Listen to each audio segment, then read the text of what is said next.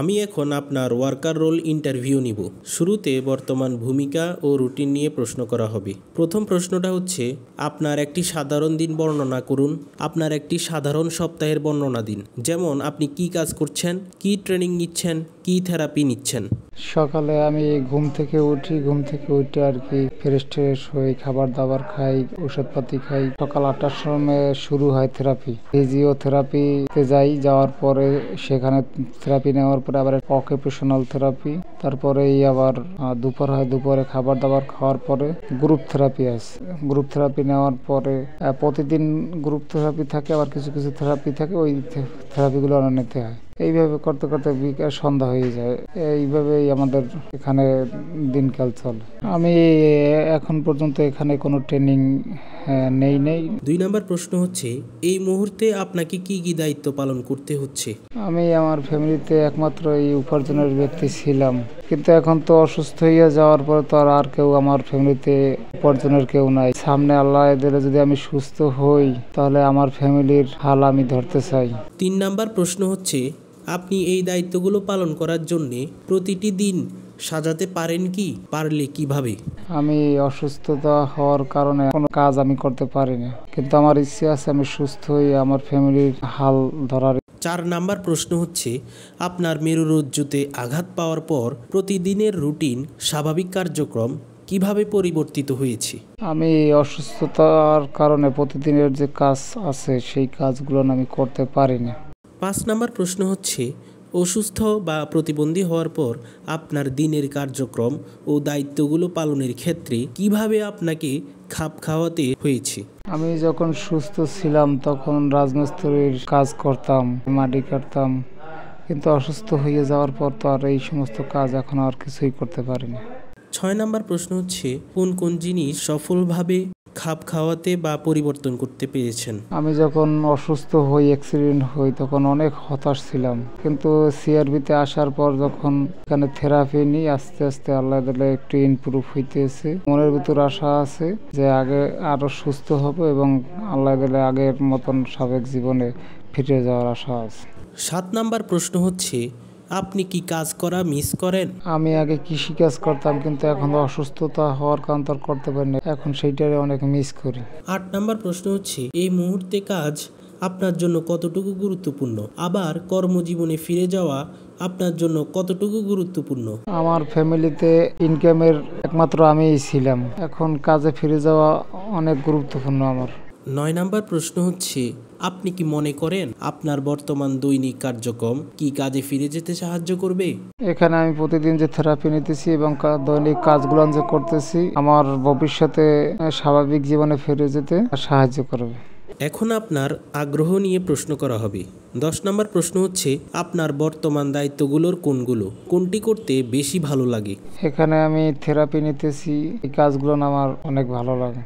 11 number প্রশ্ন হচ্ছে, এছাড়াও আপনি কি এমন কিছু করেন যা করতে ভালো লাগে? কার সাথে তা করেন? যখন আমরা সব রোগীরা একসাথে বাস্কেটবল খেলাধুলা আমার অনেক ভালো লাগে। 12 নাম্বার প্রশ্ন হচ্ছে, আপনার অবসর সময়ে আপনি কি করেন? কার সাথে? আমি অবসর সময় আমার ওয়ার্ডে এবং পাশের ওয়ার্ডে অনেক বন্ধু আছে, তারা সবাই একাত্রিত হইয়া গল্প করি, তখন অনেক ভালো লাগে। 13 নাম্বার প্রশ্ন হচ্ছে, আপনি বিনোদনের জন্য কি করেন? আমি বিনোদনের জন্য একটু মোবাইল দেখি। 14 নাম্বার প্রশ্ন হচ্ছে, যে বিষয়গুলো উল্লেখ করলেন তা কতটুকু সময় বা কখন কখন করেন? যতটুকু সময় ধরে করেন তাতে কি আপনি সন্তুষ্ট? সকালে আমি থেরাপি নিই, বিকালে খেলাধুলা করি, সন্ধ্যায় বিভিন্ন ওয়ার্ডের বন্ধু বান্ধব একত্রিত হয়ে গল্প করি, এবং যে সময় পাই এটা ঠিক আছে। এখন আপনার বর্তমান সক্ষমতা বা দক্ষতা নিয়ে প্রশ্ন করা হবে। 15 নাম্বার প্রশ্ন হচ্ছে, আপনার বর্তমানে যা যা করা দরকার তা কি করতে পারেন? যদি না পারেন কতটুকু পারেন? কি কি সমস্যা হচ্ছে? আমি এখন মোটামুটি কাজ করতে পারি, কিন্তু হুইল চেয়ারে চলার জন্য আমার মোটামুটি একটু সাপোর্ট লাগে। 16 নাম্বার প্রশ্ন হচ্ছে, আপনি যা করতে চান বা করা প্রয়োজন তার জন্য কি আপনার প্রয়োজনীয় শারীরিক শক্তি আছে? আমার শারীরিক শক্তি যতটুকু লাগে তুলনামূলক আমার একটু কম আছে। 17 নাম্বার প্রশ্ন হচ্ছে, আপনি যা করা দরকার তার জন্য যথেষ্ট মনোযোগ, সমস্যা সমাধানের ক্ষমতা ও নিজের সিদ্ধান্ত নিতে পারেন? মোটামুটি পারি। 18 নম্বর প্রশ্ন হচ্ছে, আপনার কি কোনো ধরনের মানসিক সমস্যা আছে? যদি থাকে তাহলে এগুলো কিভাবে প্রভাব ফেলছে? আমার কোনো মানসিক সমস্যা নাই। 19 নম্বর প্রশ্ন হচ্ছে, এছাড়া অন্য কোনো সমস্যা কি আছে যা আপনার প্রয়োজনীয় কাজ করতে বাধা সৃষ্টি করে? আমার চলাফেরা একটু সমস্যা হয়। এখন আপনার শারীরিক বা সামাজিক পরিবেশ নিয়ে প্রশ্ন করা হবে। 20 নম্বর প্রশ্ন হচ্ছে, আপনার কর্মস্থলে বা বাড়িতে এমন কিছু পরিবেশগত বাধা আছে যা আপনাকে কাজ করতে দেয় না? আমার বাড়ির রাস্তা থেকে যে আমার ঘর, এটা রাস্তাটা উপযোগী না, কিন্তু সামনে আমার কাজ করার জন্য অনেক সমস্যা। 21 নম্বর প্রশ্ন হচ্ছে, আপনি কি ওই বাধাগুলো বা সীমাবদ্ধতাগুলো কাটিয়ে উঠতে পারবেন বা পেরেছেন? আমার যতটুকু সামর্থ্য ওইটা আমি কাটিয়ে ওঠার চেষ্টা করব। 22 নম্বর প্রশ্ন হচ্ছে, আপনি যে কাজ করতে পারছেন না সে বিষয়ে আপনার পরিবার বা বন্ধু বান্ধবরা কি মনে করেন? আমার পরিবারের এবং আত্মীয়স্বজন সবাই হতাশ, কারণ আমার পরিবারে আমি একমাত্র ব্যক্তি, যে আমি ছাড়া আর উপার্জনের কেউ নাই। 23 নম্বর প্রশ্ন হচ্ছে, কাজ খুঁজে পাওয়ার ক্ষেত্রে আপনার পরিবার বা সহকর্মীরা কি ধরনের সহযোগিতা করেন? হ্যাঁ, আমার পরিবার আমাকে যথেষ্ট সাপোর্ট দিবে। 24 নম্বর প্রশ্ন হচ্ছে, আগের চাকুরিতে আপনার বস কাজ করতে বা চাকরি বহাল রাখতে আপনাকে কিভাবে সহায়তা করতেন? ওই ধরনের সহায়তা আমি পেতাম না। 25 নম্বর প্রশ্ন হচ্ছে, আপনি একা নাকি সবার সাথে মিশে কাজ করতে পছন্দ করেন? সবার সাথে কাজ করতে পছন্দ করি। এখন আপনার কাজের অতীত অভিজ্ঞতা নিয়ে প্রশ্ন করা হবে। 26 নম্বর প্রশ্ন হচ্ছে, আপনি কি আগে কোনো কাজ করতেন? করে থাকলে আগের কাজগুলো বর্ণনা দিন। যেমন কি কি দায়িত্ব পালন করতেন? আমি সৌদি আরব থাকাকালীন লেবারি কাজ করতাম। যখন যে কাজ পাইতাম সেটাই করতাম। রঙের কাজ পাইলে রঙের কাজ করতাম, রাজমিস্ত্রির কাজ পাইলে রাজমিস্ত্রির কাজ করতাম, এইগুলো নিয়ে করতাম।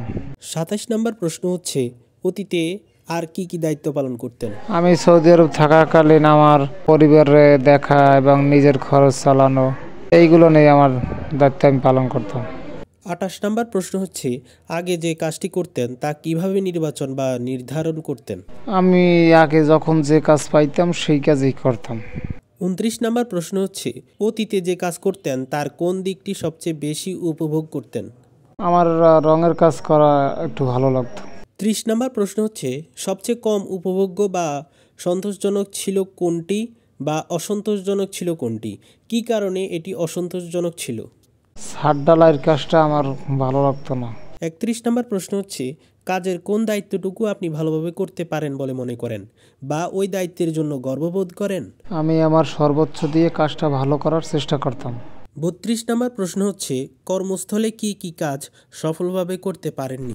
ঢালাইয়ের কাজটা আমি পছন্দ করতাম না, ওই কাজটা আমি ঠিকভাবে করতে পারতাম না। 33 নম্বর প্রশ্ন হচ্ছে, কাজ করতে গিয়ে কখনো কি কোনো সমস্যা হয়েছে? হলে কিভাবে সমাধান করেছেন? না, আমার ওই রকম কোনো সমস্যা নাই। 34 নম্বর প্রশ্ন হচ্ছে, অতীতে কাজ করার ক্ষেত্রে কোনো প্রকার লক্ষ্য নির্ধারণ করে কাজ করেছেন কি? যেমন পদোন্নতি, উৎপাদন ক্ষমতা ও অর্জন। আমি সব কাজ ভালোভাবে করার চেষ্টা করতাম। এখন আপনার অতীতে কাজের রুটিন নিয়ে প্রশ্ন করা হবে। 35 নম্বর প্রশ্ন হচ্ছে, সর্বশেষ যখন কাজ করতেন তখনকার একটি সাধারণ দিনের বর্ণনা দিন। আমি সকাল 5:30টার সময় ঘুম থেকে উঠতাম, উঠটা ফ্রেশ হইয়া বাড়ি কিছুক্ষণ কথা বলতাম, কথা বলার পরে 6টার দিকে কাজে যাইতাম। কাজ থেকে 4টার সময় আবার বাসায় আসতাম, আসিয়া গোসল টোসল করে ফ্রেশ হইয়া আমার পরিবারের সাথে আমি কথা বলতাম। কথা বলার পরেই ওখানে হোটেল আছে, হোটেলে যেয়ে নাস্তা পানি খাইতাম, খাওয়ার পর আবার বাসায় আসতাম। আসার পর রান্নাবান্না ছিল, ওই রান্নাবান্না করতাম, পরিবারের সাথে কথাবার্তা বলতাম, এরকমই আমার দিনগুলো কাটতো। 36 নম্বর প্রশ্ন হচ্ছে, অতীতে কাজ করার ক্ষেত্রে কোন কোন দিক বা অভ্যাস আপনাকে কাজ করতে সাহায্য করত? আমার মনোবলেই আমার কাজ করতে সাহায্য করতো। 37 নম্বর প্রশ্ন হচ্ছে, অতীতে কাজ করার ক্ষেত্রে কোনো কাজের রুটিন বা কাজের নির্দিষ্ট ছকবাঁধা ছিল? আপনি কি সহজেই সেই ওয়ার্ক রুটিন অনুসরণ করতে পারতেন? হ্যাঁ, আমার একটা কাজের রুটিন ছিল। সকাল 6টা থেকে 4টা পর্যন্ত কাজ করতাম। আমি সময় মতন সব কাজই করার চেষ্টা করতাম। 38 নম্বর প্রশ্ন হচ্ছে, কি কি কাজের অভ্যাস আপনি পরিবর্তন করতে চাইতেন? আমার কাজ করা খুব গুরুত্বপূর্ণ, কারণ আমার ফ্যামিলিতে আমি একমাত্র আয়ের ব্যক্তি ছিলাম। এখন আমার কাজে ফিরে যেতে আমি খুব ইচ্ছুক। এখন কাজ নির্বাচন এবং ভবিষ্যৎ কাজে ভূমিকা নিয়ে প্রশ্ন করা হবে। 40 নম্বর প্রশ্ন হচ্ছে, কাজ খুঁজে পাওয়া এবং কাজে নিয়োজিত থাকা আপনার কাছে কতটুকু গুরুত্বপূর্ণ? আপনি কি কাজ খুঁজতে ইচ্ছুক? কাজ করা আমার জন্য খুবই গুরুত্বপূর্ণ এবং আমি সেইভাবেই আগাচ্ছি। 41 নম্বর প্রশ্ন হচ্ছে, বর্তমানে কি আপনি কোনো প্রকার কাজ খুঁজছেন? কাজে ফিরে যাওয়ার ক্ষেত্রে নিজেকে কিভাবে প্রস্তুত করছেন? আমার মোবাইল সার্ভিসিংয়ের কাজটা শেখার অনেক ইচ্ছা আছে, আমি সেই দিকেই এখন আগাচ্ছি। 42 নম্বর প্রশ্ন হচ্ছে, কাজ খোঁজা বা কাজে নিয়োজিত থাকা আপনার কাছে এই মুহূর্তে কতটুকু গুরুত্বপূর্ণ ভবিষ্যতে? কাজে নিয়োজিত থাকাটা আমার জন্য অনেক গুরুত্বপূর্ণ। 43 নম্বর প্রশ্ন হচ্ছে, কাজ পাওয়া কী কারণে গুরুত্বপূর্ণ? কাজ পাওয়ার কম গুরুত্বপূর্ণ দিক কোনটি? কারণ ভবিষ্যতে আমার ফ্যামিলিকে আমার এই চালাইতে হবে। 44 নম্বর প্রশ্ন, কোন কোন বিষয়ে আপনাকে কাজ খুঁজে পাওয়া বা নিজেকে কাজে নিয়োজিত রাখা কঠিন বা কষ্টসাধ্য করবে বলে আপনার মনে হয়? সেক্ষেত্রে আপনাকে কি কি পরিবর্তন করতে হবে বলে মনে হয়? আর্থিকভাবে আমরা অনেক অসচ্ছল, এই জন্য কোনো কাজ খুঁজে পাওয়া আমার জন্য অনেক কষ্টসাধ্য হবে। 45 নম্বর প্রশ্ন, কি আপনাকে কাজ থেকে বিরত রাখবে? অর্থনৈতিক বিষয়টা আমাকে কাজ থেকে বিরত রাখতে পারে। 46 নম্বর প্রশ্ন হচ্ছে, কাজ খুঁজে পাওয়া ও কাজে নিয়োজিত থাকার ক্ষেত্রে আপনাকে যা যা করা দরকার সেগুলো কি করতে পারেন? না পারলে আপনার সীমাবদ্ধতা কি কি? মোটামুটি সব দিক থেকে আমার ইচ্ছা আছে, কিন্তু আর্থিক দিক থেকে আমি একটু সমস্যা আছে।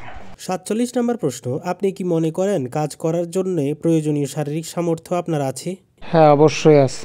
48 নম্বর প্রশ্ন, কাজ করার প্রয়োজনীয় মনোযোগ, সমস্যা সমাধানের ও সিদ্ধান্ত নেওয়ার ক্ষমতা কি আপনার আছে? হ্যাঁ, অবশ্যই আছে। 49 নম্বর প্রশ্ন, আপনার কি কোনো মানসিক সমস্যা আছে যা করতে বাধা সৃষ্টি করে? উদাহরণ দিন। না, আমার কোনো মানসিক সমস্যা নেই।